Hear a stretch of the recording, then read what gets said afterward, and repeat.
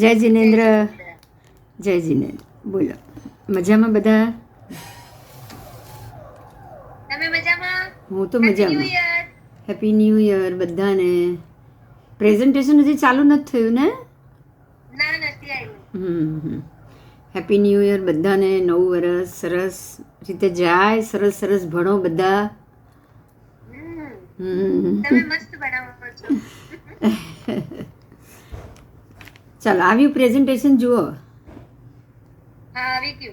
अभी क्यों? हाँ, चलो आज हम ये जो लास्ट क्लास में आपने पढ़ा था, अगर आपने जो नहीं आया उन्होंने देख लिया होगा, उत्तर ध्रुव के ये 2-3 पिक्चर आए थे.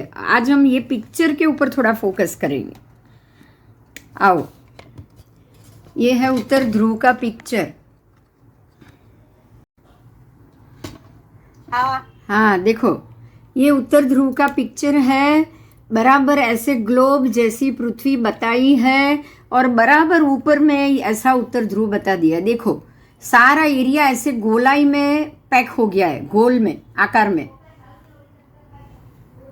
आज आप ये मैप को देखेंगे और ऑब्जर्व करेंगे. समझ में आ रहा है ना? यहाँ पे दिख रहा है ना आपको कर्सर भी? इस तरह से ये नॉर्थ पोल लिखा हुआ है. ये देखो, यहाँ पे ऐसे प्रदेश है. आपको यहाँ अगर दिखाई दे तो बराबर. ये जो जॉइंट है ना, आप यहाँ देखो, ये जो जॉइंट है ना, जो मैंने आपको पहले बताया था, मैं आज फिर से बता रही हूँ. ये जॉइंट की हम बात करेंगे. ये जॉइंट है. यहाँ पे अलास्का है, यहाँ पे आपको जापान है. जापान देखो, ध्यान दो. ये मान लो मैं इसको बड़ा कर रही. मान लो कि ये ऐसा मान लो कि ये पूर्व का एरिया है, यहाँ जापान है ऊपर में, और ये एरिया है वो अलास्का है. और बराबर ये देखो, यहाँ द्वीप दिख रहा है आपको, छोटा सा, बिल्कुल कर्सर है वहाँ.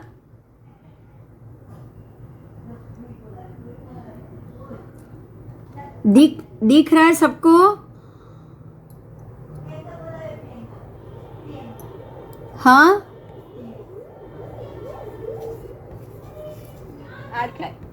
हाँ या हाँ, दिखाई है. ये देखो, मेरा कर्सर है छोटा सा. अब ये जो एरिया है ना, यहाँ इन्होंने बताया है ये अलास्का का एंड और ये जापान का यहाँ का भाग. ये दोनों में सिर्फ 5500 किलोमीटर बताया है. कितना? सिर्फ 5500 किलोमीटर. अब हाँ, ओनली 5500 किलोमीटर. अब यहाँ हो क्या रहा है आपको समझना है. ये हमारे मैप के हिसाब से ये कहाँ हुआ पूर्व में, ये कहाँ हुआ पश्चिम में, ये भी समझ में आ रहा है. हमारा जो भरत क्षेत्र है उसके हिसाब से देखोगे तो उसमें कोई 5500 किलोमीटर का अंतर नहीं आएगा हमारे हिसाब से. नहीं. आपको ये तो समझ में तो आ रहा है ना. ये पूरा यहाँ ईस्ट में है और ये वाला पूरा वेस्ट में है. देखो, मैं इसको, आप इनके ही जो मैप है ना पेपर पे, उसमें देखोगे आप. देखो, आ गया. देखो, अभी तुरंत ये मैप आ गया. देखो,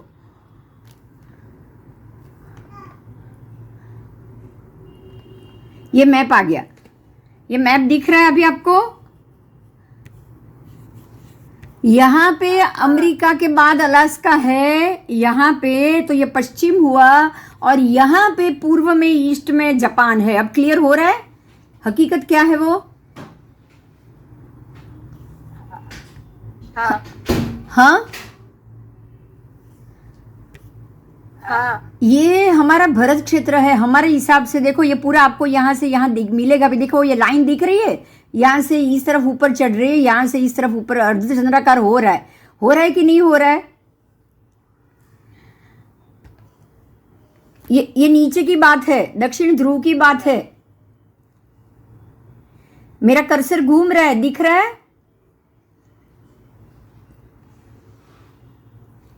दिख रहा है नहीं दिख रहा है?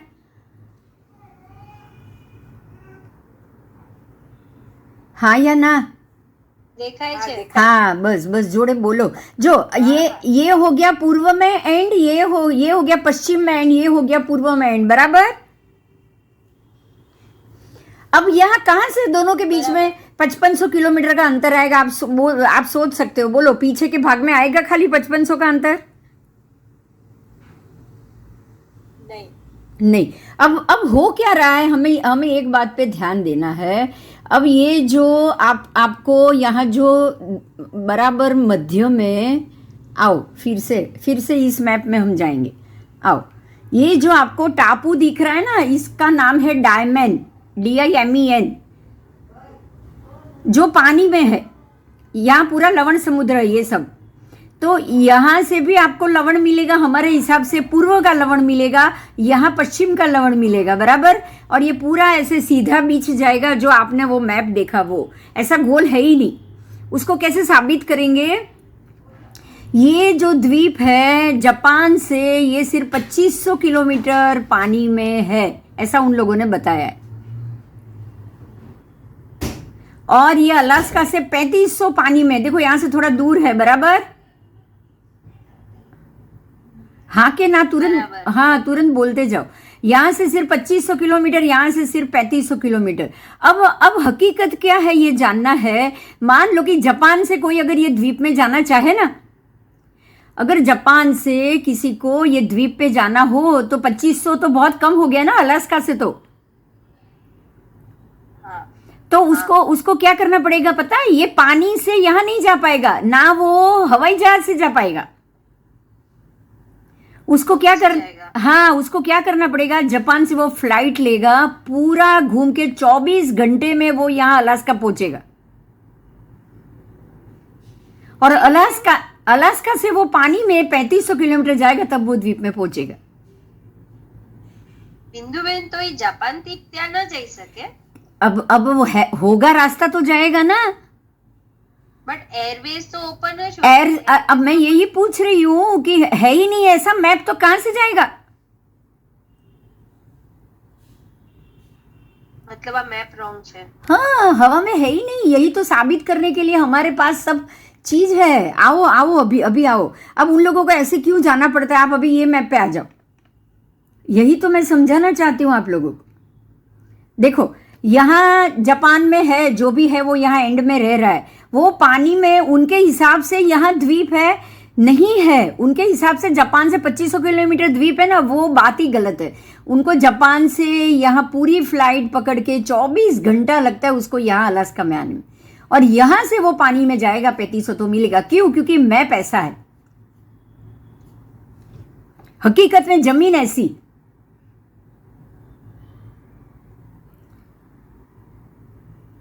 डायमंड द्वीप जापान से 2500 किलोमीटर है ही नहीं। समझ में आया? तो પછી કેટલા કિલોમીટર છે? ये यहां से 3500 किलोमीटर पानी में, मतलब ये पूर्व लवण में है। पूर्व लवण में है तो पश्चिम दिशा से आप कैसे जा पाओगे, ये बताओ। चलो, अगर ये पूर्व दिशा में लवण के अंदर है तो आप पश्चिम से वहां कैसे जा सकते हो? उल्टा आप जमीन के नीचे से जा सकोगे क्या? नहीं। पृथ्वी हवा में हो तो जाओगे ना। पृथ्वी जमीन पे कहां से जाओगे, बताओ। चलो, आप जा नहीं सकते, मतलब पृथ्वी हवा में है? नहीं। क्लियर हुआ? ये बताओ। चलो, आप वहां से नहीं जा सकते, मतलब क्या हुआ? पृथ्वी हवा में होती तो आप जरूर जा सकते थे। जब पृथ्वी हवा में ही नहीं है, आप कैसे जा पाओगे? हाँ या ना?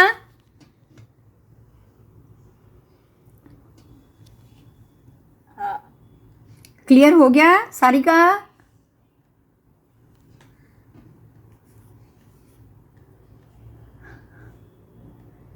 अगर पृथ्वी हवा में होती, ऐसी गोलाई होती, तो आप यहां से पानी से भी जा सकते थे, हवा से भी जा सकते थे। आपको 2500 किलोमीटर जाने के लिए पूरा घूमना पड़ता क्या? अरे, जापान से सीधा अलास्का यहां से यहां भी नहीं जा सकते। खाली 5500 किलोमीटर भी कोई नहीं जा सकता, मालूम है वो? हेलो, एक भी फ्लाइट यहाँ से यहाँ डायरेक्ट नहीं जाती। सब फ्लाइट को, जापान से जाने वाली फ्लाइट को पूरा घूम के या तो वो ग्रीनलैंड से जाए, या तो वो लंदन से जाए, या तो वो यहाँ नीचे इंडिया होके जाए, लेकिन कभी भी जापान से डायरेक्ट पैसिफिक ओशन क्रॉस करके अलास्का नहीं जा सकती। समझ में आया? समझ में आया? हाँ,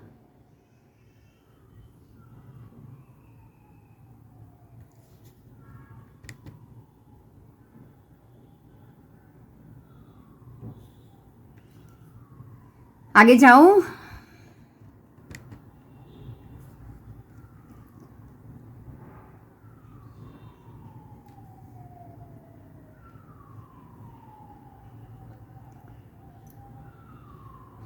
चलो बस, तो भी यही हमको समझना है।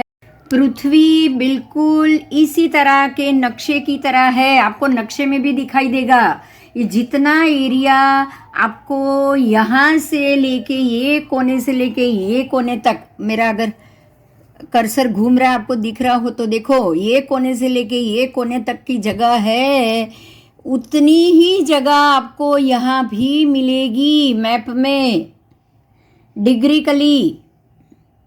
देखो जो डिग्री पे ये अमेरिका आपका साउथ अमेरिका है, बराबर ऊपर ही नॉर्थ अमेरिका जा रहा है। जा रहा है कि नहीं जा रहा है बताओ?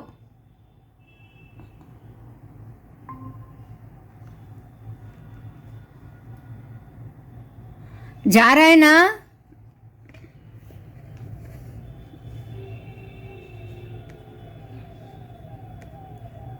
जहां आपका नीचे ये एरिया ऑस्ट्रेलिया का जो एरिया जा रहा है वही एरिया यहाँ भी जा रहा है। जो एरिया यहाँ जा रहा है वही एरिया यहाँ भी जा रहा है। जो मध्य का एरिया जो लंबाई में है वही लंबाई में ऊपर का भी है और नीचे का भी एरिया है।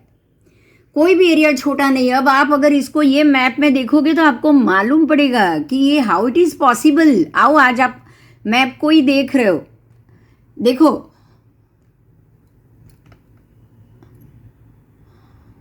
यहाँ आपको नीचे का एरिया और ऊपर का एरिया एक जैसा दिख रहा है? ये बताओ पहले, चलो। हाँ भाई, कोई जवाब देगा?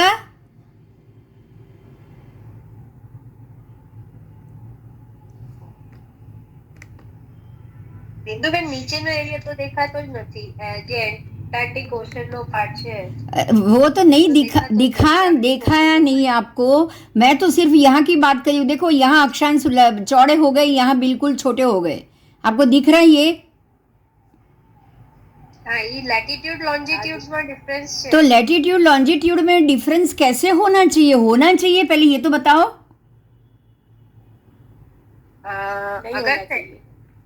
अगर लैटिट्यूड लॉन्जिट्यूड में डिफरेंस हो आएगा तो यहाँ पे आ जाओ आप, फिर से ये मैप में आ जाओ।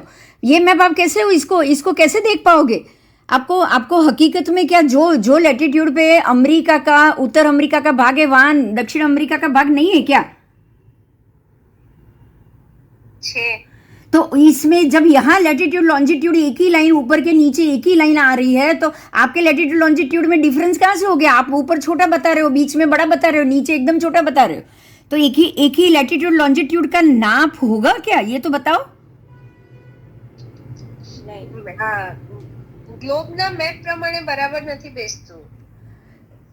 मैं तो आपको यही समझाना चाह रही हूँ कि यहाँ आप देखोगे तीनों एरिया, ऊपर का, नीचे का और मिडिल का, देखो यहाँ पे सब लंबाई लंबाई में एक जितना है कि नहीं? ये बताओ चलो। આજે મેપ જોવા જઈએ તો इट इज इक्वली डिस्ट्रीब्यूटेड। तो जो आप अगर मैप देखने जाओ, क्या मैं जमीन के भी बात करूंगी, मैप छोड़ो। हाँ, जो एरिया ऊपर के लैटिट्यूड पे है वो आर्कटिक और एंटार्कटिक एक ही लैटिट्यूड पे ऊपर नीचे होना चाहिए कि नहीं होना चाहिए? होना चाहिए। तो बीच का भी वो ही लैटिट्यूड होना चाहिए कि अलग होना चाहिए?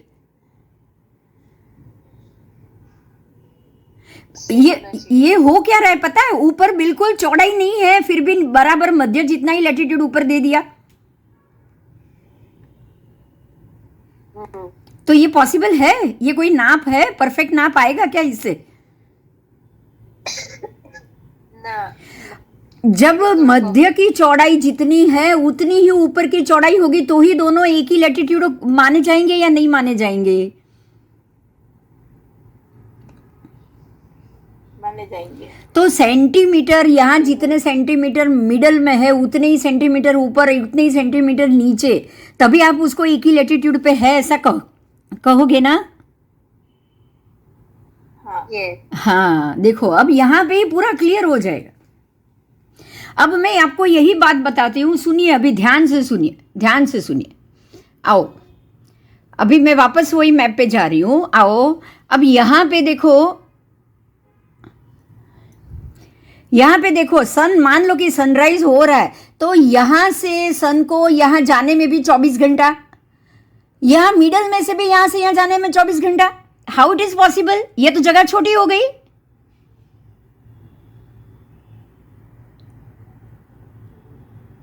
यस यहाँ की भी जगह छोटी हो गई। यस तो यहां से जो जाता है दिन का 24 घंटा है, यहाँ कहां से 24 घंटा होगा दिन का? यहाँ कहां से 24 घंटे होगा? नीचे कहां से 24 घंटे होगा? अगर अलग अलग ऐसे ये आपके अक्षांश रेखांश अलग साइज में ऐसे बीच में चौड़े और ऊपर छोटे हो जाएंगे तो कहां से तीनों में एक जैसा टाइम कैसे होना चाहिए? होना चाहिए?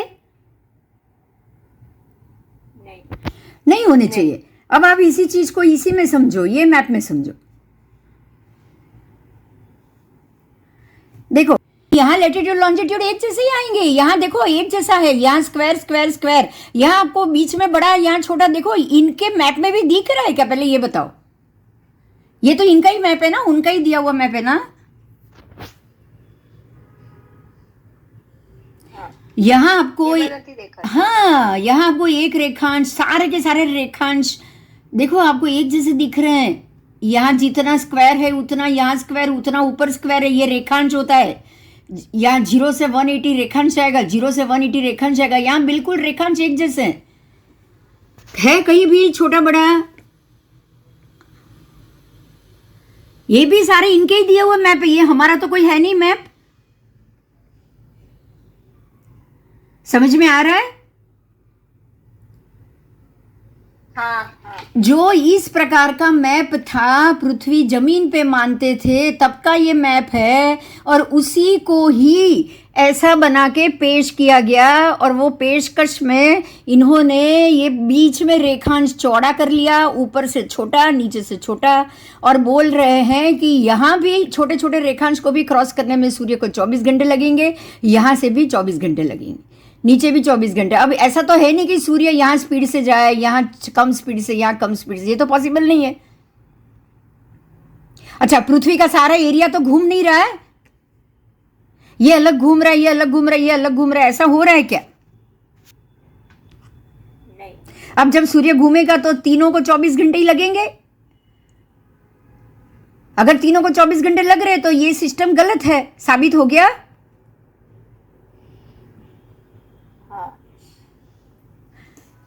बताओ चलो, क्लियर हुआ? बहुत सरस, क्लियर થઈ ગયું હોય તો મને બહુ આનંદ આવે। બોલો क्या क्लियर हुआ ये बताओ, आप में से ही कोई बोलो क्या क्लियर हुआ? That the global map and જે આ ગ્લોબ નો મેપ છે અને વર્લ્ડ મેપ છે, there is a difference of latitude and longitude. Accordingly એનામાં એવું કહેવાય છે કે જે ઇક્વેટર ની સાઈડમાં sun જે ફરે છે, that according to science that sun rotates around the earth rotate. हाँ, ઈ જે રોટેશન છે ઇક્વેટર લાઈનમાં ટાઈમ વધારે લીએ, અને જે ટ્રોપિક ઓફ કેન્સર અને ટ્રોપિક ઓફ કેપ્રિકોન જે આર્કટિક સર્કલ એન્ટાર્કટિક સર્કલ ત્યાં ટાઈમ ઓછો લેવો જોઈએ according to science. According science એમ કહે છે, બટ આપણામાં એ આ મેપ પ્રમાણે ડિફરન્સ લોજિકલી બેસતો નથી. यस। हो क्या रहा है कि बराबर आप मध्य में देखोगे रेखांश के बीच में ज्यादा गैप है। अगर बीच में ज्यादा गैप है, ऊपर के रेखांश में बिल्कुल कम गैप है, नीचे के रेखांश में बिल्कुल कम गैप है, तो आपका जो पूरा का पूरा 24 घंटे का पृथ्वी का रोटेशन है वो आपको ये तीनों अलग अलग अलग अलग नाप में तो कहीं से भी नहीं बैठेगा। क्योंकि सूर्य तो एक ही समय लेगा, तो बीच में रेखांश का डिस्टेंस बढ़ गया। ये रेखांश का डिस्टेंस बढ़ गया या किलोमीटर का डिस्टेंस बढ़ गया, ये समझ में आ रहा है आपको? કિલોમીટર વધી જાય છે. किलोमीटर वधी जाए छे, तो किलोमीटर अगर बढ़ गया तो सूर्य ने ऊपर भी कम किलोमीटर में भी 24 घंटा लिया, नीचे के कम किलोमीटर में भी 24 घंटा, और बीच में ज्यादा किलोमीटर में भी 24 घंटा ही लिया है। Is wrong calculation. This is out of mind calculation, not only wrong. समझ में आ रहा है अभी आपको? देखो हुआ क्या था, जो ये मैप था प्रेजेंटेशन में, जो पहले यही मैप चल रहा था जमीन के ऊपर, और तब जो सिस्टम थी कि हर एक रेखांश के बीच में बिल्कुल एक जैसा फासला, आओ आपको यहाँ क्लियरली दिख रहा है, अक्षांश के बीच में यहाँ एक जैसा फासला दिया है, ऊपर के अक्षांश में भी एक जैसा फासला है। जितना रेखांश में एक जैसा फासला है हर एक रेखांश में, ऐसे ही अक्षांश में भी एक जैसा फासला है। तो जब ऐसा एक जैसा फासला होने से ही हर एक जगह से 24 घंटे में सूर्य का प्रकाश निकल सकता है, क्योंकि हर जगह एक जैसे किलोमीटर आ जाएंगे, एक जैसा एरिया, एक ही नाप का किलोमीटर का एरिया आएगा, बराबर। तो यही मैप को उन्होंने अपनी अलग सिस्टम देकर ये सिस्टम दे दी, और इसी सिस्टम के अंदर अक्षांश रेखांश और ये सब चेंज करके दे दी, क्योंकि इसमें तो उनको अक्षांश रेखांश चेंज करने ही पड़ेंगे। ये सिस्टम में तो वो अक्षांश रेखांश सिमिलर रख ही नहीं पाएंगे। कैसे रख पाएंगे बताओ? पॉसिबल है? नहीं, नॉट पॉसिबल। हाँ, ये सिस्टम में तो वो अक्षांश रेखांश एक जितना रख ही नहीं पाएंगे। उनको बॉल बनाना है पृथ्वी को दड़े जैसा, तो बीच का एरिया उनको बहुत लंबा ही रखना पड़ेगा, जो किलोमीटर है उसको ही, और ऊपर के किलोमीटर को उन्होंने पूरा ऐसे रैप करके रख लिया है गोलाई में, छोटा एरिया बना दिया। अब छोटा एरिया हो गया, ऊपर गोल है, गोलाई में छोटा हो गया, तो यहाँ जितने रेखांश का फासला है उसके कंपेयर में उनको ऊपर तो रेखांश का फासला कम ही रखना पड़ेगा। लेकिन वो लोग ये भूल गए कि रेखांश का फासला कम करने से किलोमीटर थोड़ी कम हो जाएंगे।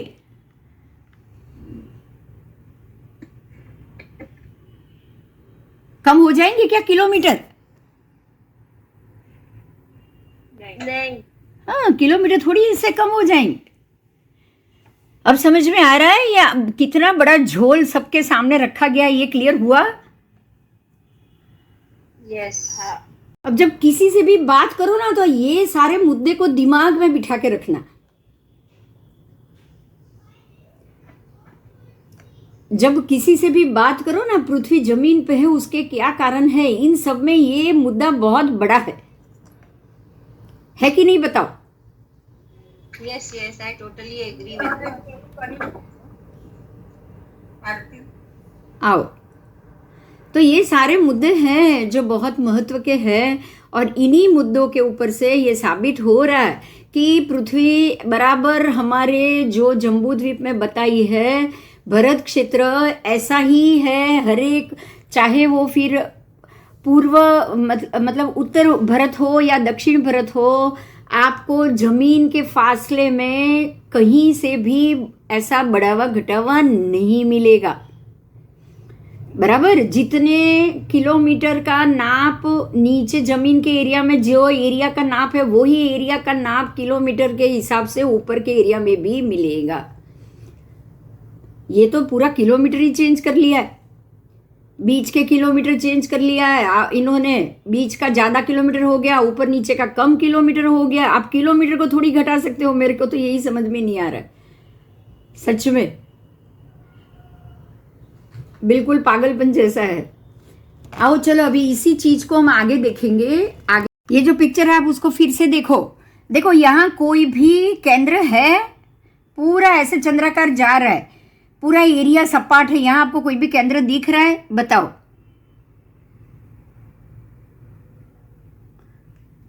दिख रहा है?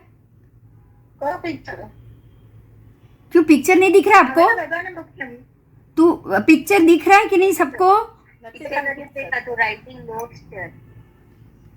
अभी पिक्चर नहीं देखा तू? Okay okay okay okay. देखो यहाँ पे जो हम दक्षिण भारत की बात करेंगे, आपको यहाँ पे कहीं पे भी कोई जंक्शन जहाँ ये ब्लॉक हो गया ऐसा कुछ दिख रहा है क्या? पॉइंट आउट जैसे इन लोगों ने उत्तर ध्रुव दक्षिण ध्रुव बताया ना, उसकी बात। आपको यहाँ कुछ भी ऐसा लग रहा है, बोलो। ये टर्निंग से पूरी जमीन ही जा रही कि नहीं जा रही है?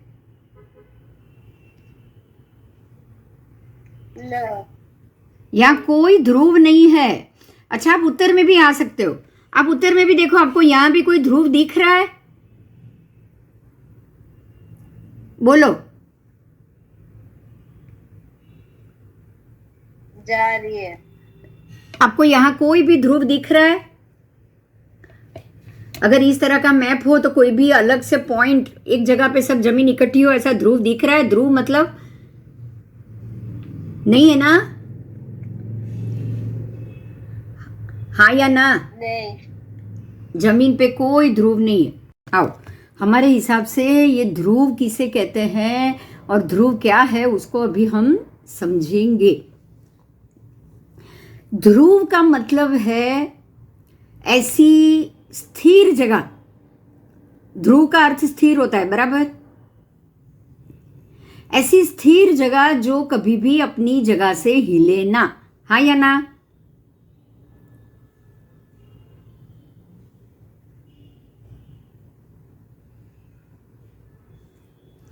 ध्रुव का क्या मतलब है?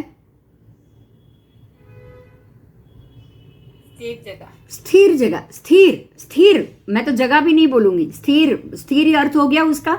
ध्रुव का मतलब कि जो कभी भी यहां से हिलेगा नहीं, हमेशा स्थिर रहेगा, बराबर? ये जमीन पे होगा या आकाश में होगा? चलो, आकाश में। आकाश में होना चाहिए ना, जमीन पे तो होने की बात ही नहीं आएगी।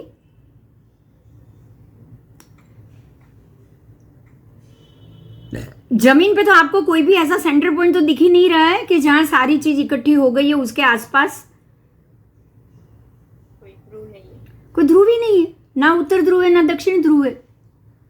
जमीन पे तो कोई ध्रुव ही नहीं। आप भरत क्षेत्र को देखोगे, आपको कोई ध्रुव नहीं मिलेगा। तो हमारी सुई उत्तर में जाती क्यों है? कोई बताएगा?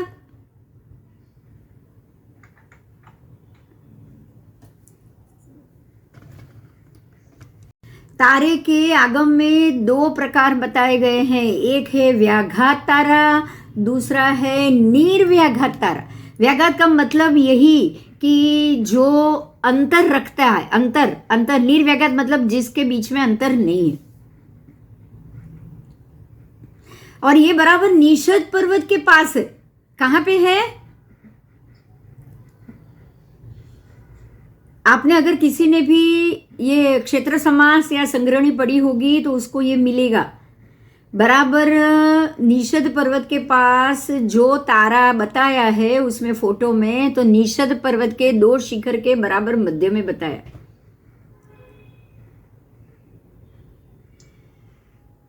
तो हमारा ये ध्रुव का जो तारा है वो बराबर उधर है, और ये हमारे से बहुत अंदर में है। मतलब परमात्मा ने कहा है कि ये निषद पर्वत के पास है, तो यही है ध्रुव का तारा। और यही तारा है जो व्याघात निर्व्याघात, एक तारा ऐसा है जो पूरे घूम रहा है, मूव होकर रहा है ज्योतिष चक्र के अंदर रहकर, और ये खरेगा भी कभी। लेकिन ये निर्व्याघात तारा है जो अंतर रहित है और जो कभी भी नहीं खरने वाला। और यही तारा है जो निषद पर्वत के पास है, और ये तारा कभी भी घूमता नहीं, वो हमेशा निषद पर्वत के पास ही रहे। समझ में आया? तो ध्रुव के तारे का उल्लेख परमात्मा ने हमको आगम में दिया हुआ है। कोई भी ये नहीं बोलना कि ये उत्तर ध्रुव, ध्रुव का तारा जो है वो हिंदू शास्त्र की बात है, ऐसी बात नहीं करना। उन लोगों ने भी उत्तर ध्रुव को बहुत महत्व दिया है। एक बात ध्यान दीजिए, यहाँ पे बहुत महत्व की है। जिस प्रकार से हमने ज्योतिष चक्र के अंदर सारे ग्रह रखे ना, बराबर उसी प्रकार से और ज्योतिष चक्र सभी ग्रह को घुमा रहा है, अनुपूर्वी घुमा रही है। आगम में उसका घूमने का कारण अनुपूर्वी है। ये पूरा चक्रवाल क्षेत्र जो है वो अनुपूर्वी जनित है, अनुपूर्वी से चलने वाला है। ये आगम का पाठ है। और जो विष्णु पुराण और इन लोगों के जो भी 18 पुराण और उसके अंदर जो ज्योतिष चक्र का जो उल्लेख है, उन्होंने उसको शिशुमार चक्र नाम दिया है। क्या नाम? शिशुमार चक्र। और ये शिशुमार चक्र को ध्रुव का तारा घुमाता है, क्योंकि उनके हिसाब से ध्रुव का तारा स्थिर है और ध्रुव का तारा उन सबको पूरा अपने केंद्र में रखकर घुमाता है। इसीलिए ये सुई उत्तर ध्रुव की तरफ जाएगी, क्योंकि उत्तर ध्रुव का तारा ही सबको केंद्र में लेके पकड़ के बैठा हुआ है। तो इसीलिए उन्होंने चुंबकीय ध्रुव नाम सिर्फ उत्तर ध्रुव को दिया। दक्षिण में तो ऐसा है ही नहीं। अभी अगर यहां पे सोचो, देखो आज के साइंस की बात कर रही हूं मैं, अभी एक स्टेप उसी में जाएंगे। अगर उनके हिसाब से उत्तर ध्रुव और दक्षिण ध्रुव दोनों अगर खींचने वाले हो, तो तारा उत्तर की तरफ खींचेगा या दक्षिण की तरफ? दक्षिण भी खींचेगा, उत्तर भी खींचेगा, तो तारा भी कहीं भी उत्तर या दक्षिण जाएगा क्या?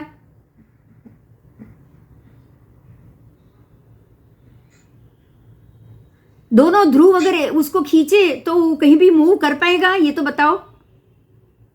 नहीं मूव कर पाएगा, वो तो मूव ही नहीं कर पाएगा, मूव ही नहीं कर पाएगा। अगर उत्तर ध्रुव भी चुंबकीय और दक्षिण ध्रुव भी चुंबकीय है, दोनों तरफ से, यहां से उत्तर चुंबक ले रहा है, यहां से दक्षिण चुंबक ले रहा है, तो बीच की वस्तु जाएगी कोई जगह क्या? बताओ। नहीं, जा ही नहीं पाएगी। इसका अर्थ ये हो गया दोनों तरफ तो चुंबकीय ध्रुव ही नहीं है।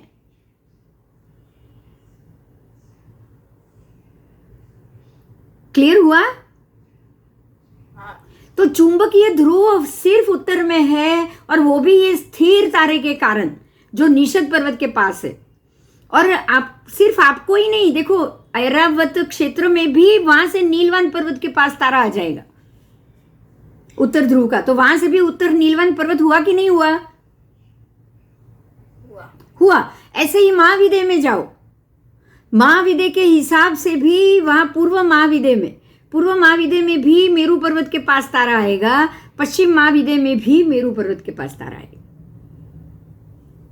तो ये चारों ध्रुव के तारे मेरू के चारों तरफ है, जो हरेक पूर्व पश्चिम उत्तर दक्षिण का ध्रुव तारा है सबके उत्तर में, हरेक क्षेत्र के उत्तर में। भरत के उत्तर में भी ध्रुव का तारा, पश्चिम महाविदय के उत्तर में भी ध्रुव का तारा, पूर्व महाविदय के उत्तर में भी ध्रुव का तारा, और ऐरावत क्षेत्र के उत्तर में भी ध्रुव का तारा। बराबर? तो ये क्लियर हो गया? आज ध्रुव के तारे का पार्ट सबको समझ में आ गया? आओ, अब तो क्लियर हो गया ना कि तो फिर खाली खींचाई कहां होगी? सिर्फ उत्तर में होगी, उत्तर के तारे के कारण, उत्तर ध्रुव के तारे के कारण। ये क्लियर हो गया?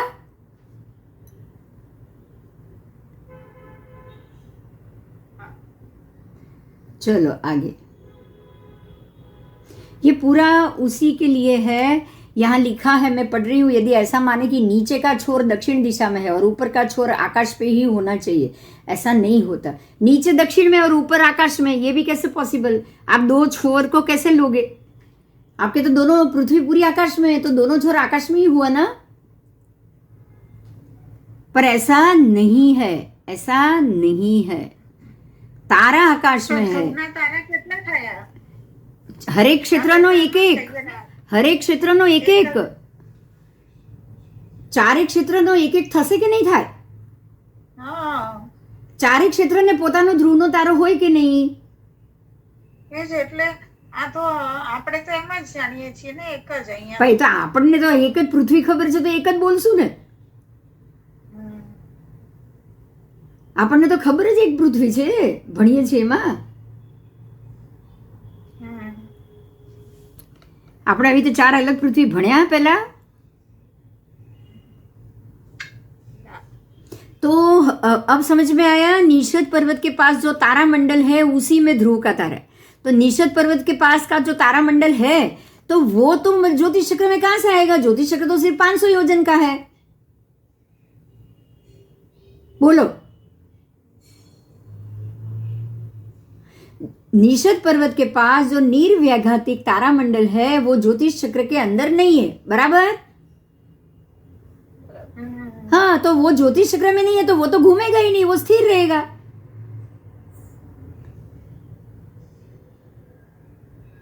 ओके? तो तो भरत क्षेत्र के लिए निषद के पास आप तारामंडल आ गया जो स्थिर है, ऐरावत क्षेत्र के लिए ऐरावत नीलवान पर्वत के पास आ गया जो स्थिर। ऐसे ही पूर्व और पश्चिम महाविद्य उसके लिए भी आएगा।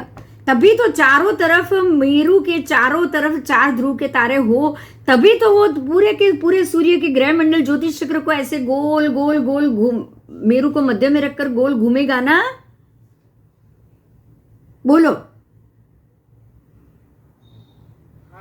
और हर क्षेत्र की सुई मेरु की तरफ जाएगी, क्योंकि हर एक क्षेत्र के उत्तर में मेरु है। बराबर बराबर। चल अभी मैं आगे पढ़ रही हूं। आओ, तो यहां हम क्या मानेंगे कि कोई दक्षिण में ध्रुव नहीं है। उत्तर ध्रुव से निश्चित थोड़ी दूर पे बिंदु गोलाकार हालत में जमकर एक सपाट वृत्त बनाते हैं, मतलब जमीन सपाट है। बराबर, जिसे हम भूल से उन दिनों उत्तर ध्रुव कहते हैं। उत्तर ध्रुव अगर हो तो मैंने ये बता दिया कि उत्तर ध्रुव की विपरीत दिशा में ऐसे असंख्य बिंदु है जिसको आपने दक्षिण ध्रुव मान लिया। अगर दोनों ध्रुव चुंबकीय होंगे तो कोई भी चीज उत्तर ध्रुव की तरफ जाएगी नहीं, क्योंकि जैसे उत्तर खींचेगी वैसे दक्षिण भी उसको खींचेगी। ठीक है, तो ये सभी बिंदु कभी भी उत्तर की तरह किसी एक बिंदु पे एकत्रित नहीं होते। दक्षिण में मात्र विराट महासागर है, बस। दक्षिण में सिर्फ लवण है, जमीन दक्षिण में, उत्तर में पूरी जमीन है लेकिन दक्षिण में सिर्फ महासागर। इस तरह उत्तर ध्रुव के आधार पर पूर्व पश्चिम व दक्षिण दिशाएं तय होती है। दिशा ही उत्तर ध्रुव के आधार पर हम लोग करते हैं। जिधर सूर्य उदित होता है वो पूर्व है, जहां अस्त होता है वो पश्चिम है। पृथ्वी की प्रदक्षिणा का अर्थ वास्तव में उत्तर ध्रुव की प्रदक्षिणा होता है। ये सपाट पृथ्वी पर ही संभव है। बराबर। अब यहाँ पृथ्वी के 2 ध्रुव कैंसिल हो गए और पृथ्वी उत्तर की तरफ जमीन से है और दक्षिण में बिल्कुल महासागर है। ये बात भी क्लियर हो गई? हो गई। आओ अभी हम उसके बाद वाला मुद्दा लेंगे। देशांश सीधी रेखाएं हैं। आओ, किसी भी कुतुबनुमा सुई को जब स्थिर सतह पर रखा जाता है तब वह एक साथ उत्तर और दक्षिण दिशाओं को बताती है। अब वो दोनों तरफ दक्षिण भी बताएगी उत्तर भी बताएगी। अगर मान लो कि उसका खींचाव सिर्फ उत्तर ही होता तो दक्षिण वो बताती ही नहीं। इसलिए ये कहा जा सकता है कि उत्तर व दक्षिण दिशाओं को जोड़ने वाली सीधी रेखा एक ही समतल पर है। अब आप यहाँ आओ, अगर सीधी रेखा हो तो ही वो बताएगी ना। अब यहाँ से यहाँ ये मुद्दे, यहाँ से चौड़ी हो गई, यहाँ पतली हो गई, तो कहाँ से बताएगी? बताओ। ये सीधी रेखा ही सही है। बराबर।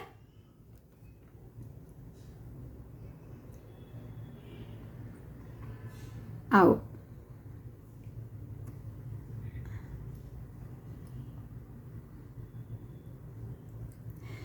पृथ्वी के उत्तर व दक्षिण ध्रुव को जोड़ती रेखाएं देशांश के नाम से जानी जाती है। उपरोक्त तर्कों से रेखा के स्वरूप में है। यदि किसी गोले को उत्तर और दक्षिण को जोड़ने वाली रेखाएं खींची जाए तो रेखाएं सीधी नहीं बल्कि अर्धवृत्त के आकार में होती है। हम जो देशांश व्यवहार में पाते हैं वे अर्धवृत्त में ना होकर सीधी रेखा में होते हैं। इससे सिद्ध होता है कि पृथ्वी गेंद जैसी गोल नहीं है। ये तो आपने जान लिया कि आओ, यहाँ जो आपने देखा, यहाँ आपको यही चीज बताई है कि रेखांश जो देशांश, उसको देशांश कहा गया है, मतलब एक देश और दूसरे देश के बीच का अंतर। यहाँ ये देशांश भी जितना है उतना ही देशांश आपको नीचे मिलेगा।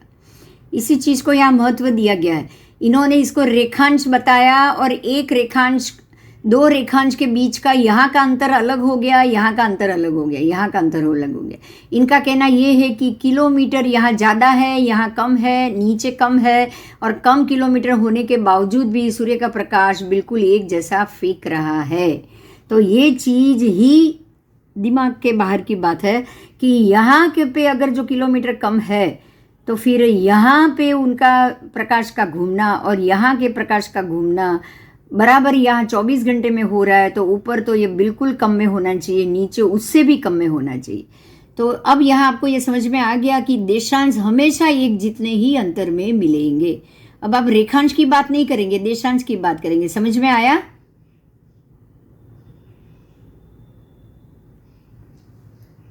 दो देशांशों के बीच में सतत अंतर बढ़ता है। अब आओ इस चीज पे आओ। पृथ्वी के उत्तर ध्रुव पर समस्त देशांश मिल जाते हैं इनके हिसाब की पृथ्वी पे, हाँ, इसलिए दो देशांश के बीच का अंतर शून्य हो जाता है। उत्तर ध्रुव से भूमध्य रेखा की ओर दो देशांश के बीच में अंतर सतत बढ़ता है। पृथ्वी यदि गेंद जैसी गोल हो तो भूमध्य रेखा के दक्षिण में देशांशों के बीच की दूरी पुनः कम हो जानी चाहिए। उत्तर ध्रुव के बिंदु पर यह अंतर पुनः शून्य हो जाना चाहिए। हकीकत में ऐसा नहीं है। वास्तविकता तो यह है कि भूमध्य रेखा के दक्षिण में भी दो देशांश के बीच का अंतर सतत बढ़ता है, और यह हम पहले जान चुके कि दक्षिण ध्रुव का अस्तित्व नहीं है। इसलिए दक्षिण ध्रुव पर समस्त देशांशों के एकत्रित होने का कोई प्रश्न ही उपस्थित नहीं होता। पृथ्वी गेंद जैसी गोल है। इस सिद्धांत के आधार पर जो नक्शा तैयार किया गया है, उन नक्शों के आधार पर समुद्र में यात्रा पर जाने वाले जहाज टकराते रहते हैं, जिससे सिद्ध होता है कि पृथ्वी सपाट है। जय जिनेंद्र। अभी आज लेक्चर बंद करेंगे, अगले क्लास में फिर से मिलेंगे।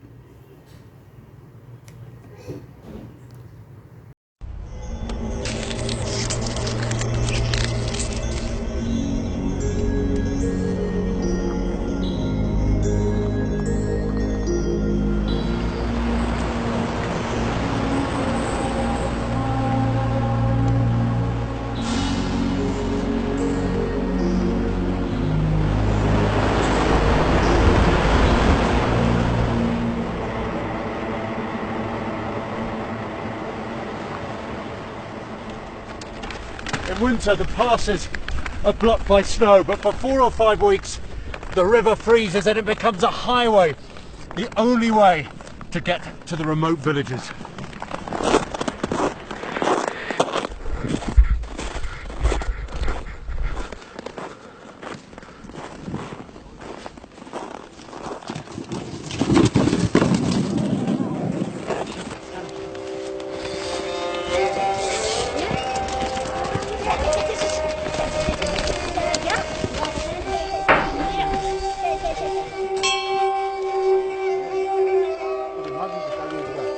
यो तो ते तुप्पामा पोयोंदो ते आउमा खुर्देन रुल्यामिदो नुपोयोना यो सिछारु जुन याद उइ चुइ छाको लो चुइ छाको ते Yeah, and this can also connect with this light. Okay, these are the bulb holders and the switches connected via wire. But if you see, the wire is very, very thick and it's totally frozen. It's rigid. It's brittle. So cold. It's about -15 now, isn't We it? need to cool. We need to warm this for another half an hour, so that it can be usable.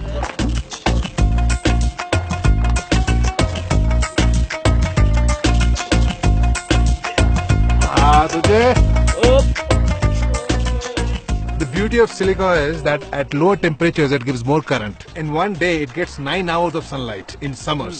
In winters it gets 6 hours of sunlight, and proper sunlight. Hello kids.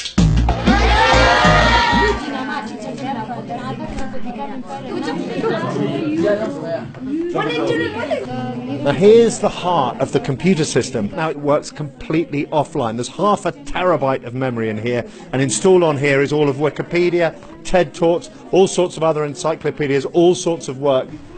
It works very well and I gain many knowledge from it. I think it's perfect for a student of mountain areas.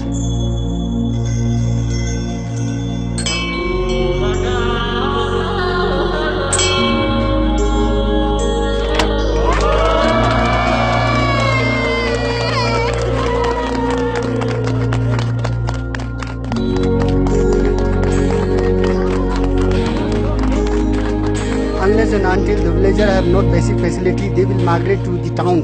Now the Hanamur, they got a basic facility, so probably their young generation will stay here.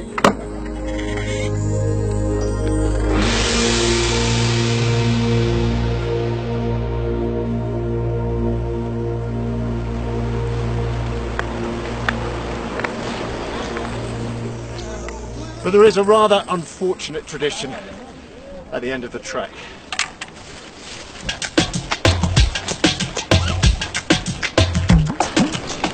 That's right, a dip.